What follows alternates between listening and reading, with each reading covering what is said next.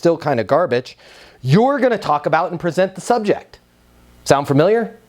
You might be doing it yourself. You might have heard it. Hey, thank you so much for taking this call. Let me start off by giving you a history of our company and what makes us different, what makes us special, and the problems that we can solve. If you are looking to add top-line revenue to your organization, our applications are amazing for that. We are different than every other company out there. Okay?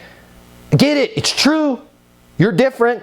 You do add top-line revenue, you do save them on this or whatever it is. But when you bring it up like that, it sounds what?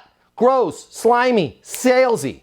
Which is why they do what? That's great. Thank you so much for the 10-minute dissertation on the history of your organization and who you help. Can you give me a demo and let me know how much? They're not vested in that dialogue. You're not having a discussion. You're having a presentation. Which is why I can't stand presentations. Let's find 20 minutes for me to book a demo for you.